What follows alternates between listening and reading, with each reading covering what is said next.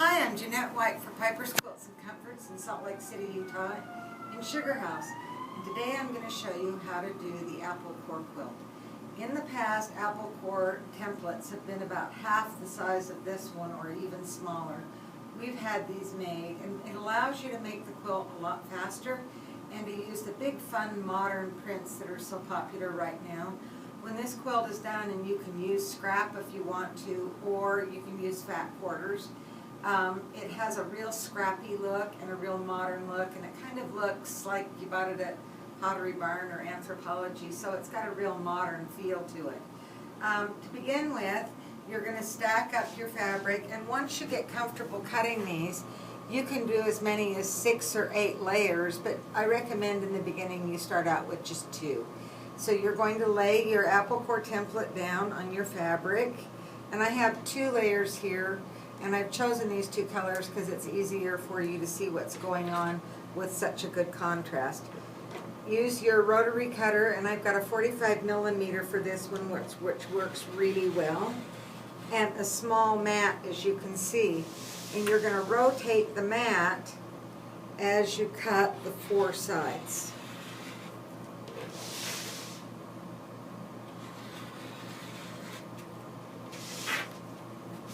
Whoops. Just get this back in alignment here. There we go. And this is my 4th and last cut. So once you've got that done, then you're going to take your pieces of fabric you've just cut, fold them in half, take a good pair of sharp little scissors, and I love these little ones.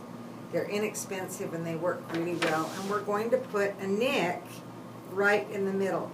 Now this is going to be our middle nick, so I'm going to tell you to kind of V this by just cutting a little tiny piece out, a little pie-shaped wedge, so that you get this effect going on, because we are then going to take our good little scissors, and I'm going to make little nicks about every 1/2 inch all the way along, and you're going to take these nicks down almost 1/4 inch. In the past, when you sewed these 2 edges together, you had to do a lot of pinning, and it really got hard to sew them when you got to the sewing machine, because you're trying to dodge all those pins and at the same time get a nice smooth edge. Now these 2, and I call these the smiley faces, but these 2 sides here and here are the only ones that need these ease clips. On these 2 sides here, we're going to fold those in half as well. And we don't need to do the pie-shaped wedge there because we don't have to do the ease clips. So we just need to get a clip that's for the middle. Now when you really get rolling on this, you could cut out as many as 50 or 60 or even more of these. Stack them up really neat. Take one of these that you've already clipped, put it on the top, and you can just go down the pile with your scissors. It won't be dead on accurate, but if you're even within 1/8 inch, it's okay. Applecore is extremely forgiving. The next thing you're going to do is you're going to make pairs. Now when you put an Applecore quilt together, it always has to be in uneven numbers, and you always have to do your measurements for how big you want your quilt to be in the end in pairs, because they fit together this way. So if you measure from here to here on this one, it'll be very different from if you measure from here to here.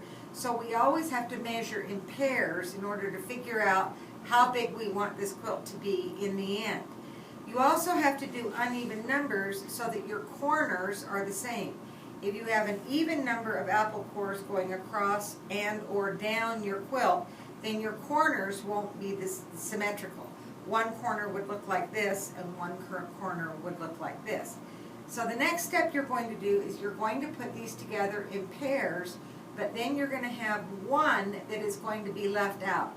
So in other words, if you were doing a quilt that was 13 Applecores across and 15 Applecores down, you would put together 6 pairs. That would give you 12 to go in rows working across, which is what we're going to do, and then one extra one that you would add to one of your pairs so that you had a set of 3 and 5 pairs. Does that make sense? Okay, now we're going to move on. You're going to put this curve down first, right side facing up, and then you're going to put this curve right side facing down, and this one always needs to be facing you. The smiley face needs to be facing you in order to put this together. I'm going to match up my nicks, my center nicks right here. And here's the beauty of this. We only need 1 pin. Then I'm going to peel this back, and I'm going to take Roxanne's Glue Baste It. This is one of my very favorite products. It really makes life a lot easier. And what this is going to do is make it so that when we go to the sewing machine, we're not going to have a single pin to deal with, and really all the easing will already be done for you. So now I'm going to put a line of Roxanne's just inside my raw edge. You can see right here. I'm going to pick up my top one, my smiley face one, give it a little tug, and I'm going to match up these 2 ends right here. In just a second, I'll give you a little bit better view of this. So here we go. And I usually keep a wet washcloth kind of handy because your fingers do get sticky from all of this. Then I'm going to give this a little tug with holding both layers of fabric, and I'm going to match up these raw edges. And you can see the Roxanne's, which washes right out when you get finished with your quilt. And I don't worry about it. I mean, you could leave it in indefinitely and it wouldn't hurt anything. This Roxanne's not only has a benefit here, but when I get done sewing this, it's going to stiffen this seam allowance a little bit so that when I press it, it stays right where I want it to. Now I'm going to peel back the other side. Again, I'm going to run a little line of Roxanne's right down here.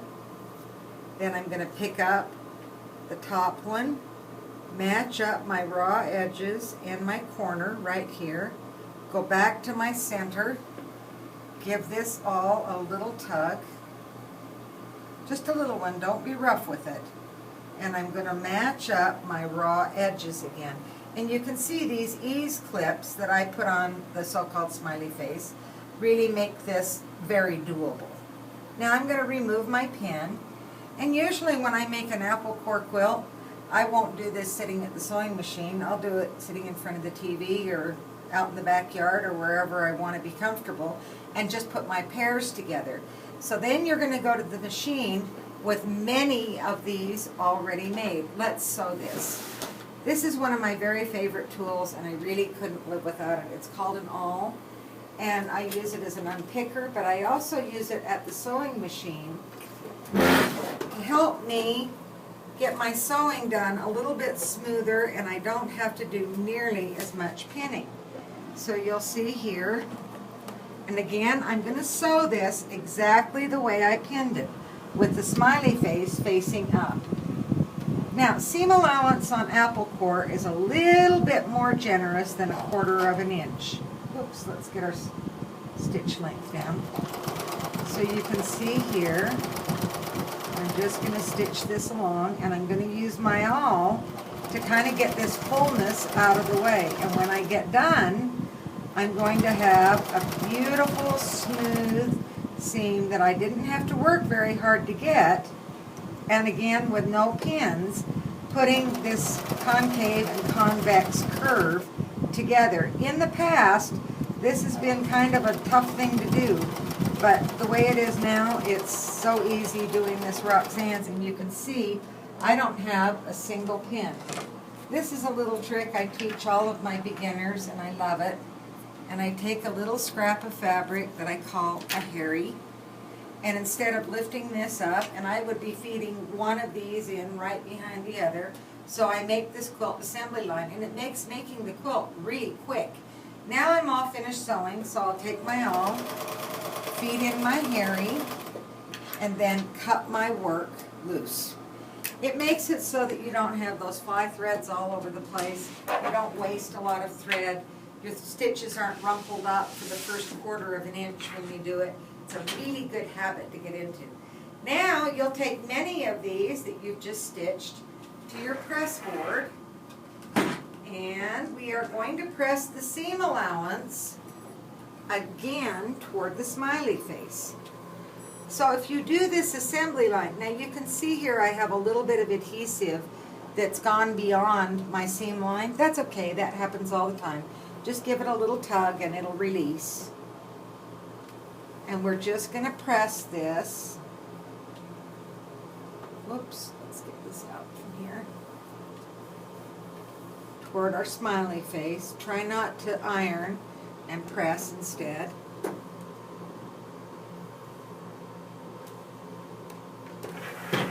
And you can see here what I've got. That was really easy to do and it's very quick. This is a great quilt if you need to make a quick gift, and it has a wonderful appeal when it's finished.